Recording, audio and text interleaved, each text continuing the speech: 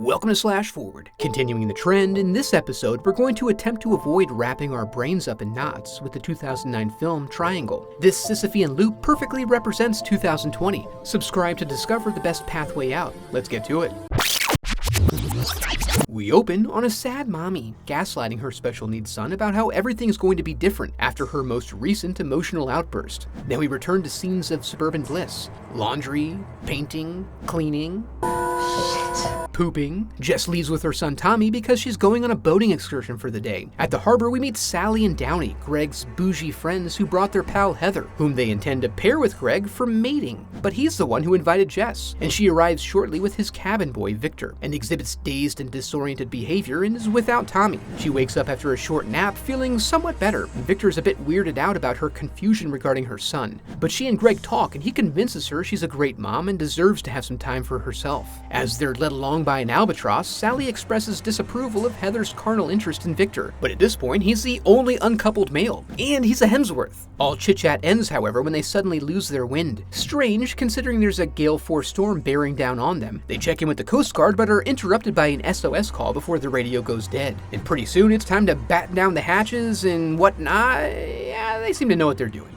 But they do capsize regardless. Very soon they find themselves in sunny skies, soaking up the rays. Except Heather, she never came to the surface. And then they're rescued by a random ghost ship. They hop on and delight in the possibilities of having an entire cruise liner to themselves. So they head to the bridge while looking for signs of life, and Jess is overcome with deja vu. Greg tries to convince her she's crazy, but then a nearby stranger drops their keys and runs off, and Jess recognizes them as her own, causing them and us to pee just a little bit. They find the banquet room set up with a royal spread, but still no people, until Jess catches a glimmer in a nearby mirror, sending Victor off down the musty hallways. Jess and Greg continue on while Sally and Downey stay behind, but they're distracted by the sound of running water and find a room with instructions. Greg assumes it to be a prank and continues on, but Jess feels compelled to go check on Sally and Downey. When she returns, we find this has turned into a Ponderosa buffet, and she's soon joined by Victor, who's drenched in blood. So maybe more of a golden corral. He begins to spontaneously choke her, and he would have kept at it if she hadn't managed to slip a finger into his neck hole. Jess then follows the sound of gunfire, arriving at the theater where everyone's pissed at her for inviting them there and shooting Greg. She claims she didn't do it and then tries really hard not to gloat when someone else starts slaughtering them. As you were saying, she runs but is eventually confronted by a bag-headed gunman. She manages to dodge all the buckshot but not the gun, and then she engages in a game of axie crowbar.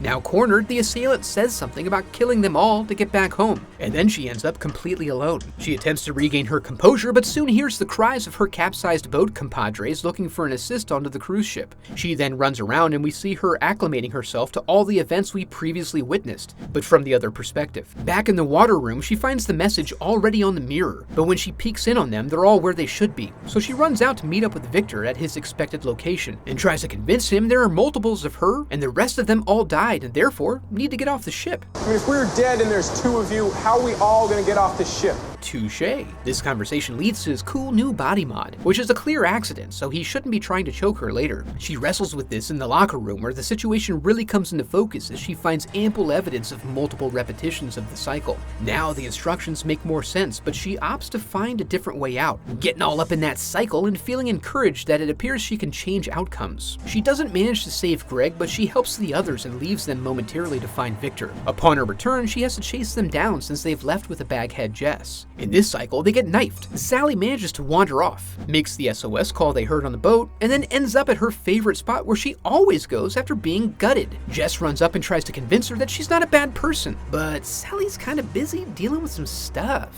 From her higher vantage point, she witnesses the final fight, which ends in a different way than before, and when Sally expires, she recognizes the boat comes back only after everyone dies. She tries to use it to escape, but she's not fast enough. She realizes she has to be ready next time, and so she sets to initiating its return. Thinking she's got a grasp on things now, she runs off to go write the theater message with a juicy dollop of blood. Then she invites Sally and Downey to a show before donning full baghead regalia. She gets down to business, working hard to make the boat come back. But in the final stages, she fails to remember how to beat herself and ends up having to take a side dump into the water. Surprisingly, this isn't the end as she washes up onto a beach and regains consciousness. Seeing her chance at a new start, she rushes home and watches Jess act like an ass to her son, and she'll be damned if she lets lets that bitch occupy her life, so she runs in through the back with a hammer to regain control of her family. Afterwards, she acquires her lost locket and packs herself up for her trip. Now she feels like she's home free and ready for a fresh start.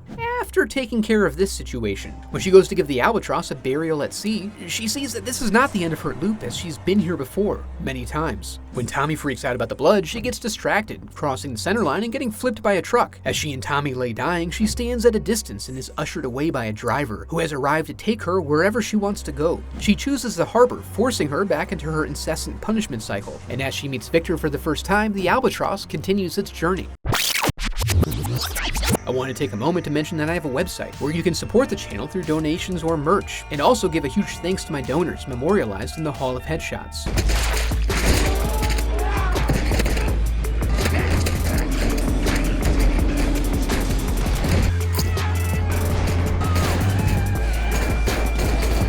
Man, I can't believe you've all been sleeping on this movie for so long. This is probably one of the most underappreciated films of the last decade. Everything about it is top tier, and I'm still picking up new details after a handful of viewings. Honestly, there are so many connections and references in the film, it would take far too long to discuss it all here. All I can do is give a strong recommendation that you actively seek the movie out to give it a watch. And if you enjoyed the video, I'd love for you to become a part of the channel by subscribing. Thanks for watching.